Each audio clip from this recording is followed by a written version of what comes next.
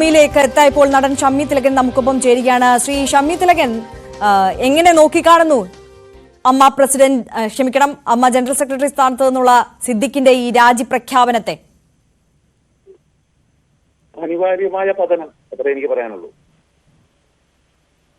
വളരെ ശരിയായ തീരുമാനം ഈ ഘട്ടത്തിൽ എടുത്തു എന്ന് കരുതണം അല്ലേ?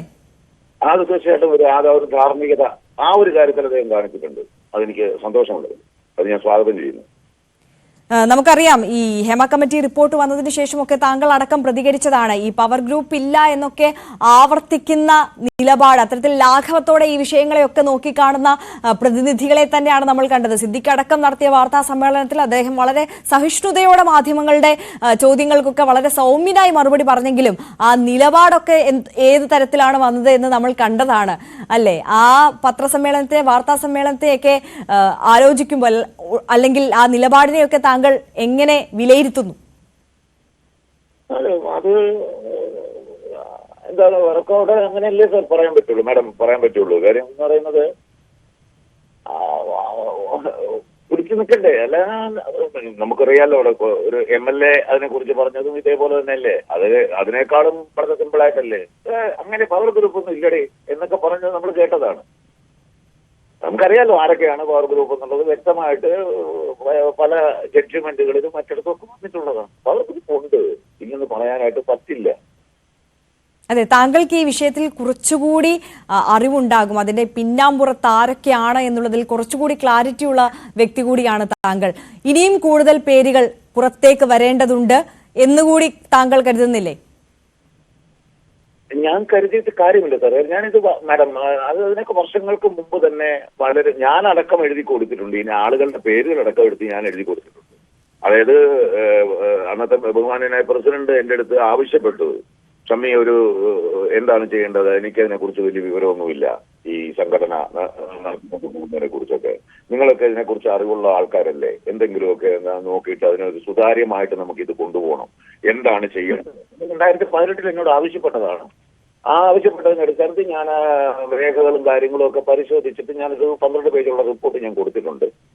അങ്ങനെ ആ റിപ്പോർട്ടിന്റെ അടിസ്ഥാനത്തിലാണെന്നുണ്ടെങ്കിൽ തീർച്ചയായിട്ടും അതിനകത്ത് അന്ന് തന്നെ എക്സിക്യൂട്ടീവ് കമ്മിറ്റിയിലിരിക്കുന്ന അല്ലെങ്കിൽ അതിന്റെ നേതൃ പദവിയിലിരിക്കുന്ന പല ആളുകളും രാജിവെക്കേണ്ട സാഹചര്യം അതിനകത്തുണ്ട്. കാര്യം ഫണ്ട് തിരിമറി, അങ്ങനെയുള്ള പല പല പല കാര്യങ്ങളും ഞാനത് എഴുതി കൊടുത്തിട്ടുണ്ട്. അത് തന്നെ പിന്നീട് CBI വരെ കണ്ടെത്തിയിട്ടുമുണ്ട്. എന്തായാലും ആ കാലത്തിൽ നിന്നൊക്കെ ഒരുപാട് പുരോഗമനം ഉണ്ടായി എന്നുള്ളതിൽ ആശ്വസിക്കാം അല്ലേ? അതിൽ WCCയുടെ പങ്കുകൂടി നമുക്ക് എടുത്തു പറയേണ്ടതുണ്ട്. WCCയുടെ പങ്ക് തീർച്ചയായിട്ടും അതല്ലേ, ഈ WCCയുടെ പങ്ക് തന്നെയാണ് അതിനകത്ത് ഏറ്റവും വലിയ വിഷയമായിട്ട് വന്നത്. കാര്യം അവരതുപോലെ ഇങ്ങനെ ഒരു പ്രതികരണം നടത്തിയത് സത്യസന്ധമായിട്ട് പറഞ്ഞാൽ ഞാൻ അവരുടെ മുമ്പിൽ ആ ഇടയ്ക്ക് അതിനകത്ത് ഒരു അംഗത്തിനോട് ഞാൻ ചോദിക്കുകയുണ്ടായി, നിങ്ങൾ പെണ്ണുങ്ങളെ മാത്രമേ ഇതിനകത്ത് അംഗമാക്കുള്ളൂ എന്ന് ഞാനിങ്ങനെ അവരോടൊരു ഒരു പരിഭവം ഞാൻ അവരോട് പറയുകയും ചെയ്യുന്നു. അപ്പൊ അവർ ചിരിക്കുകയാണ് ഉണ്ടായത്. അല്ലെങ്കിൽ ഞാൻ സത്യസന്ധമായിട്ട് ഞാൻ അംഗമായേനെ അതിനകത്ത്. ഒരു W എന്നുള്ളൊരു വാക്കില്ലായിരുന്നെങ്കിൽ. തീർച്ചയായും താങ്കൾ പറഞ്ഞ ആ ഒരു കാര്യം മനസ്സിലാകുന്നുണ്ട്.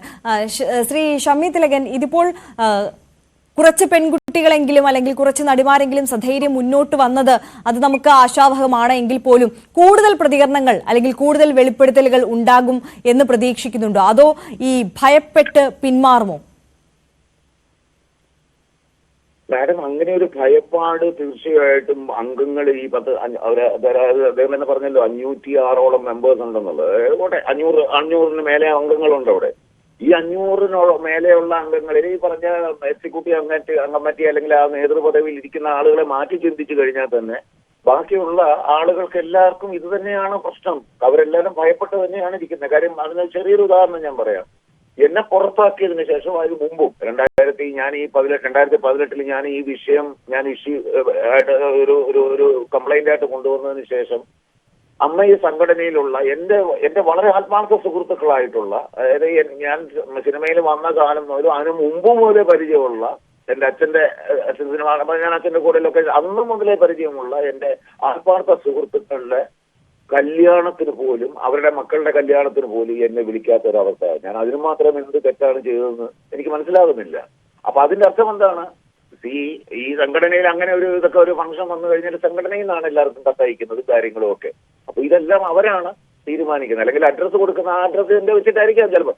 എന്നാലും എന്നെ അത് മറക്കണമെന്നുണ്ടെങ്കിൽ അങ്ങനെ മറക്കുന്ന ആൾക്കാരല്ല മറ്റു ചില കല്യാണങ്ങൾ പോട്ടെ, എനിക്ക് പരിചയമില്ലാത്ത ആൾക്കാർ. ഇതൊക്കെ എന്ന് പറഞ്ഞാൽ അവരുടെ മക്കളെ എന്റെ മകളെ പോലെയൊക്കെ ഞാൻ കണ്ടിട്ടുള്ള ആളാണ്. അപ്പൊ അവര് ഞാനൊരു സ്ത്രീ പീഡകനമൊന്നും ആയിട്ട് ആരും ഇതുവരെ പരാതി പറഞ്ഞിട്ടില്ല. ആ ഒരു ക്വാളിറ്റി ഇല്ലാത്തത് കൊണ്ടാണ് എനിക്ക് എന്നെ അതിനകത്ത് പുറത്താക്കിയെന്ന് ജനങ്ങൾ പറയുന്നുമുണ്ട്. അങ്ങനെ വെച്ചപ്പോൾ ഞാൻ ഇനി വെച്ചാൽ അങ്ങനെ വല്ലതും ആയതുകൊണ്ടാണോ എന്നെ പുറത്താക്കുക? ആ ക്വാളിറ്റി ഇല്ലാത്തത് കൊണ്ടാണോ ആ കല്യാണത്തിനൊന്നും എന്നെ വിളിക്കാഞ്ഞത്? ഈ ക്വാളിറ്റി നന്നായിട്ടുള്ള ആൾക്കാരൊക്കെ കല്യാണത്തിന് ഉണ്ടായിരുന്നു എന്നുള്ളത് സത്യമാണ്. തീർച്ചയായും ഷമി തിലകൻ, ഒരു കാര്യം കൂടി, അതായത് നടൻ തിലകൻ പറഞ്ഞ പല കാര്യങ്ങളും, അദ്ദേഹം അനുഭവിച്ച പല കാര്യങ്ങളും വിസ്മരിച്ചുകൊണ്ടാണ് ഇത്തരത്തിൽ പവർ ഗ്രൂപ്പ് ഒന്നുമില്ല, ആരുടെയും അവസരം അങ്ങനെ ആർക്കും നിഷേധിക്കാൻ കഴിയില്ല, ആർക്കെതിരെയും അങ്ങനെ ഒരു വിലക്കൊന്നും ഏർപ്പെടുത്താൻ കഴിയില്ല എന്നുള്ള ജനറൽ സെക്രട്ടറിയുടെ ഭാഗത്ത് നിന്ന് കഴിഞ്ഞ ദിവസം ഉണ്ടായുള്ള പ്രതികരണം. പക്ഷേ അതിനെ ഖണ്ഡിക്കുന്ന തരത്തിലാണ് കഴിഞ്ഞ ദിവസം ശ്വേത മേനോൻ പറഞ്ഞത്. അങ്ങനെ ഒരു പവർ ഗ്രൂപ്പ് ഉണ്ട്, അത് താനും ആ വിലക്ക് നേരിട്ടിട്ടുണ്ട് എന്ന് പറയുമ്പോൾ എത്രയോ കാലം മുമ്പ് നടൻ തിലകൻ പറഞ്ഞ കാര്യങ്ങൾക്ക് പുതുതലമുറയിൽ ഉള്ള ആളുകൾ പോലും അത് ശരിവെക്കുകയാണ്. അദ്ദേഹം പറഞ്ഞ വാക്കുകൾ കൂടുതൽ ബലപ്പെടുകയാണ് ഈ ഘട്ടത്തിൽ കൂടി. ശ്രീമതി ശ്വേതാമേനോൻ പറഞ്ഞതിനോട് എനിക്ക് ഒരു ഇരട്ടത്താപ്പായിട്ട് എനിക്കത് പറയാൻ പറ്റുള്ളൂ. കാര്യം ഈ 2018 ഞങ്ങൾ അവിടെ ഒരു മീറ്റിംഗ് നടന്നപ്പോൾ അച്ഛന്റെ കാര്യത്തിൽ ആദ്യമായിട്ട് അഭിപ്രായം പറഞ്ഞ വ്യക്തി ശ്രീമതി ശ്വേതാമേനോനാണ്. അതായത് തിലകൻ ചേട്ടനോട് നമ്മൾ ചെയ്തത് ശരിയായില്ല, നമ്മളതിനൊരു അതിനൊരു പരിഹാരം കാണണം, അതിനൊരു മാപ്പ് പോലെയുള്ള എന്തെങ്കിലും കാര്യങ്ങൾ ചെയ്യണം, അതിനു വേണ്ടിയിട്ടൊരു കമ്മിറ്റി രൂപീകരിക്കണം എന്നൊക്കെ അവിടെ നിർദ്ദേശം വെച്ച ആദ്യ വ്യക്തി ശ്വേതാമേനോനാണ്, തിലകൻ അങ്കിളിനോടെന്നാണ് പറഞ്ഞത്.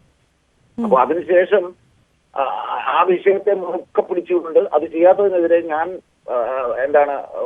ഒരു ഭയങ്കര ഒരു സമരം പോലെ സംഘടനയ്ക്കുള്ളില് ഞാൻ അകത്തു നിന്നുകൊണ്ട്, ഞാൻ പുറത്തത് ആരെയും കാണിച്ചിട്ടില്ല, അത് ചെയ്തുകൊണ്ടിരുന്ന സമയത്ത് ഒരു ജനറൽ ബോഡിയിൽ വെച്ചിട്ട് ഞാൻ സംഘടനയുടെ അഭിഭാഷകനുമായിട്ട് അതിന്റെ നിയമപരമായ ഒരു തർക്കത്തിൽ ഏർപ്പെട്ടുകൊണ്ടിരിക്കുന്നത് ഞാൻ വീഡിയോയിൽ ഷൂട്ട് ചെയ്തു.